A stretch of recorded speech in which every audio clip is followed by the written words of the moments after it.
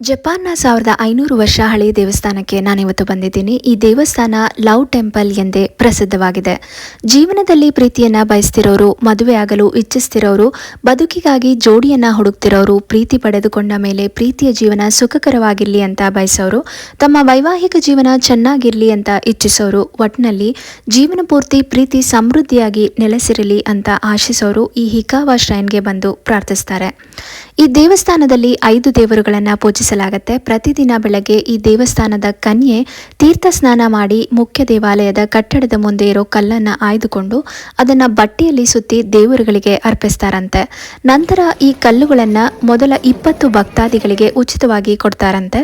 ಇದನ್ನು ಮದುವೆಗಾಗಿ ಜೋಡಿ ಹುಡುಕ್ತಿರೋರು ಇಟ್ಕೊಳ್ಳೋದ್ರಿಂದ ಒಳ್ಳೆಯ ಜೋಡಿ ಸಿಗ್ತಾರೆ ಅಂತ ಇಲ್ಲಿನ ಜನರ ನಂಬಿಕೆಯಾಗಿದೆ. ಹಾಗೆ ಮದುವೆಯಾದ ನಂತರ ಆ ಕಲ್ಲನ್ನು ಜೋಡಿ ಸಮೇತರಾಗಿ ಬಂದು ದೇವಸ್ಥಾನಕ್ಕೆ ಹಿಂದಿರುಗಿಸಬೇಕಂತೆ. ಧನ್ಯವಾದಗಳು.